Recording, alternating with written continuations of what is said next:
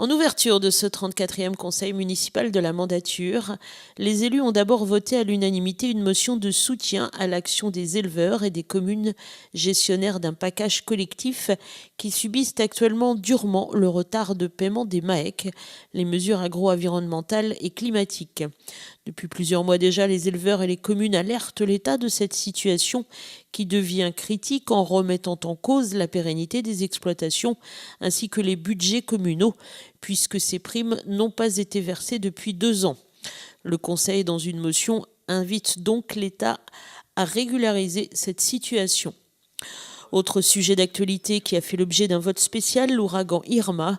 Ainsi, les conseillers ont voté le versement d'une subvention de 2 000 € à la Fondation de France afin de venir en aide aux victimes. Autre dossier évoqué par les élus, la demande de reprise de la procédure de révision du PLU, le plan local d'urbanisme. Débutée il y a 5 ans, cette révision dépend désormais des compétences de la communauté de communes Sud-Vendée Littoral, qui va donc devoir achever l'élaboration ou l'évolution d'un nouveau PLU. Une décision rendue obligatoire par la loi NOTRe, mais que regrette l'opposition. Comme c'est indiqué, le plan local d'urbanisme passe en conseil communautaire, d'où le fait qu'il n'y aura peut-être plus jamais de débat ici dans ce conseil municipal sur les décisions, pas sur celui qui va se finir, sur les prochaines décisions qui se feront sur le PLU. Il y aura un PLUI qui devrait intervenir aussi, mais il n'y aura plus de débat et tout se passera donc à la communauté de communes sur les décisions prises sur les prochains PLU des communes. C'est-à-dire que demain, les petites communes qui voudront contrarier une grande commune comme Luçon ou La Tranche ou autre pourraient intervenir. Ça peut arriver, on ne sait jamais. On perd quand même une mainmise sur l'urbanisme, en plus avec un PLUI qui va passer par-dessus. Je pense que tous ceux qui sont autour de ces tables du conseil municipal n'auront plus grand-chose à dire sur l'urbanisation de la ville. Voilà. Bon, c'est la loi. Malheureusement, on l'a subi tous. Bon, ça a des avantages et des inconvénients. Alors, d'abord, si vous voulez, on fait partie du conseil communautaire, avec une proportion qui est une proportion par rapport à notre population.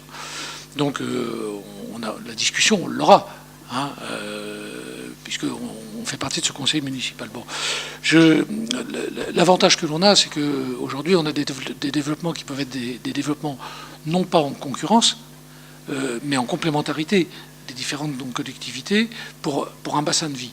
Ce qui a poussé le législateur à faire ceci. Mais dans le fond, et là je vous suis à 200%, c'est qu'on est en train petit à petit de voir les communes disparaître au profit de plus grandes collectivités. Parce que quand on regarde un petit peu tout ce que la loi NOTRe nous impose comme différentes compétences qu'on va transférer auprès des communautés de communes, on se rend compte qu'il va rester quoi aux communes? Il va rester l'entretien, un peu d'entretien, les problèmes de voisinage, voilà, il ne reste plus grand-chose. Enfin, une nouvelle fois, il a été question de l'école du centre avec la création du comité consultatif. Il sera constitué de 18 membres avec 4 collèges différents, celui des élus, de l'éducation nationale, des parents d'élèves et des conseillers techniques et juridiques. Ce comité intervient donc après un diagnostic réalisé par Cap Urbain concernant la restructuration de l'école, un diagnostic que les élus de l'opposition auraient souhaité étudier. Cet audit, on ne l'a jamais vu, on n'en a jamais entendu parler. A priori, il y a une réunion, c'est le 28, je crois. Voilà.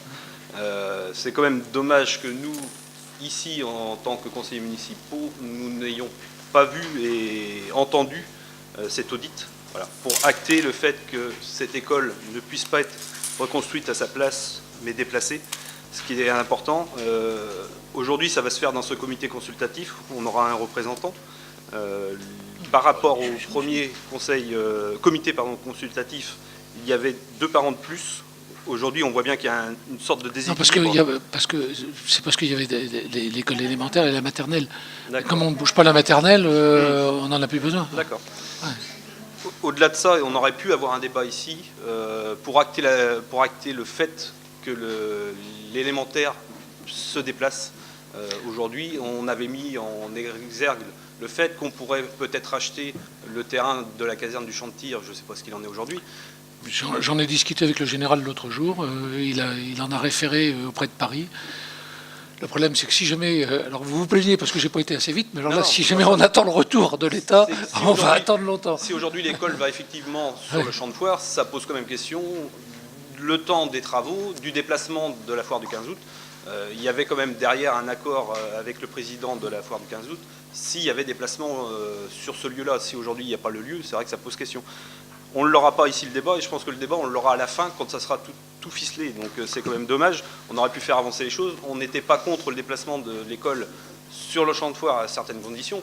Il ne faut pas non plus nous exclure, même si on aura un représentant, qu'il y ait un vrai débat pour acter la chose. Vous inquiétez pas, il aura lieu. Hein. Pardon ? Il aura lieu. Oui, mais que le débat n'ait pas lieu à la fin, où on ait la présentation des plans. Si vous voulez, le truc, c'est que moi, j'ai voulu donc faire plusieurs études sur cette école, parce qu'on va la construire pour 30 ans au moins. Donc, et j'allais dire heureusement qu'on n'a pas été plus vite, parce que si jamais on l'avait fait avant, étant donné les études et ce qu'on avait retenu, et les restrictions qui nous ont été faites a posteriori, on aurait aujourd'hui d'énormes difficultés financières. Donc, heureusement, je veux dire, ça c'est le côté. On n'a jamais vu cet audit. On l'a toujours pas. Non, mais si vous voulez, aujourd'hui, il y a un certain nombre de choses qui ont été purement abandonnées parce que financièrement inabordables. Hein. Donc là, c'était même pas une question c'était une question de même pas d'avoir la capacité de le faire. Donc on peut pas rentrer en discussion là-dessus. Après, donc si vous voulez, je pense que les uns et les autres veulent amender, hein, pour qu'on ait un avant-projet définitif, qui soit un avant-projet définitif, sur lequel on va discuter, bien entendu. Oui, mais il faut qu'il y ait un projet d'école derrière, il faut bien construire. On ne fait pas une école en disant on fait une école, et puis après on dit on va faire un projet d'école à côté. Non, mais si vous voulez, aujourd'hui, que fait l'audit, hein, il nous dit, voilà, il y a tant de classes, voilà ce qu'on peut faire. Hein, sur la surface qui est là. Après, on l'amende. Et on l'amende avec les utilisateurs. Hein, on est d'accord. Et après, ça vient devant le conseil municipal pour en discuter. Bien entendu, le projet définitif ne sera pas validé par une autre instance que celle-ci. À noter enfin que les élus ont évoqué l'éventuel transfert de la compétence des écoles primaires au profit de la communauté de communes, un transfert qui inquiète tous les conseillers municipaux. Et vous pourrez bien sûr suivre l'ensemble des discussions sur la retransmission complète du conseil municipal sur TLSV. Qui est pour ?